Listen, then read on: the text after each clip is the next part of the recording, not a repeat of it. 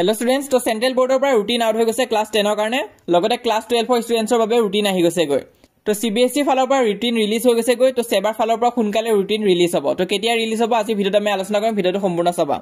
তো নোটিছখন তোমালোকে চাবৰ পৰা सीबीएसई পৰা দিছে যোৱাকালি প্ৰকাশ পাইছে তো ইয়াত रूटीन দিয়া হৈ আছে ক্লাস 10 কাৰণে ইয়াত তোমালোকে চাবৰ পৰা হেতৰ एग्जाम কেতিয়াৰ পৰা হ'ব হেতৰ एग्जाम 17 তাৰিখৰ পৰা হ'ব ফেব্ৰুৱাৰী 17 তাৰিখৰ পৰা যোৱা বছৰ 15 তাৰিখৰ পৰা एग्जाम হৈছিল তো এই বছৰ 17 তাৰিখৰ পৰা হেতৰ एग्जाम স্টাৰ্ট হ'ব আৰু एग्जाम কেতিয়া শেষ হ'ব সোৱা 10 মাৰ্চত एग्जाम শেষ হ'ব তো ঠিক তেনেকৈ এইচএছৰ কাৰণে যদি সোৱা মানে ক্লাস 12 কাৰণে হেতৰ তেনেহলে হেতৰ 17 তাৰিখৰ পৰা স্টাৰ্ট হ'ব আৰু হেতৰ এটো বৰ দিঘলীয়া হয় 9 এপ্ৰিলত শেষ হ'ব তো অকমান বেছি দিঘলীয়া হৈ গৈছে কাৰণ হেতৰ সাবজেক্ট ঢেৰ আছে তো হেতু কাৰণে বৰ দিঘলীয়া एग्जाम হ'ব আৰু গেপো থাকিব মাজত তো सीबीएसईৰ পৰা रूटीन আহি গৈছে গৈ আৰু सीबीएसई रूटीन দিয়া কেদিমান দিন পিছতে সেবাই रूटीन দি দিয়ে তো যোৱা বছৰ যদি মই কথা কওঁ তেনেহলে চাবৰ পৰা 20 নৱেম্বৰত सीबीएसई रूटीन रिलीज কৰিছিলে আৰু তাত তোমালোকে সোৱা 15 তাৰিখৰ পৰা एग्जाम হোৱা কথা আছিল তো ঠিক 5 দিন পিছতে সেবায়ো নিজৰ रूटीन रिलीज কৰি দিয়ে আৰু 15 তাৰিখৰ পৰা एग्जाम ৰাখে 15 তাৰিখৰ পৰা 3 তাৰিখলৈ এইচএছ আৰু মেট্ৰিক পৰীক্ষাৰ বাবে তো যিহেতু सीबीएसई रूटीन আউট কৰি দিছে ৰিলিজ কৰি দিছে তো একিদিনতে চান্সেস আছে এসপ্তাহ মানৰ ভিতৰতে যে সেবায়ো নিজৰ रूटीन আউট কৰি দিব পাৰে তো হেতু কাৰণে रूटीन আহি যাব পাৰে তোমালোকে ওয়েবসাইট আদি চাই থাকিবা আৰু নেক্সট কথা যোনটো হৈছে যে তোমালোকৰ एग्जाम কেতিয়াৰ পৰা হ'ব তো सीबीएसई যোৱা বছৰ 15 তাৰিখৰ পৰা एग्जाम স্টাৰ্ট হৈছিল কিন্তু এই বছৰ 17 তাৰিখৰ পৰা স্টাৰ্ট কৰিছে অকমান দেৰিহে কৰিছে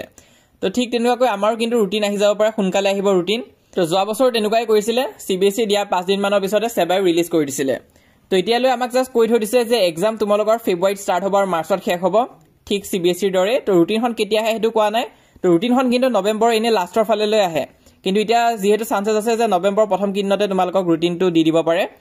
তো হেতু কাৰণে তোমালোকে ভালকৈ পঢ়ি যাবা একিদিন তো এটা দিন নাই বেছি আৰু বহুত ষ্টুডেন্টস এটো আশা থাকে যে रूटीन যেতিয়া আহিব তেতিয়াৰ পৰা মই ভালকৈ পঢ়ি যাম তো তেনেকুৱা নহয় এতিয়াৰ পৰাই তোমালোকে পঢ়ি যোৱা কাৰণ रूटीन দিয়াৰ পিছত তো সবেই পঢ়িব তো হেততকে অকমান আগত থাকিব কাৰণে তোমালোকে এতিয়াৰ পৰাই প্ৰিপাৰেচন স্টাৰ্ট কৰি দিয়া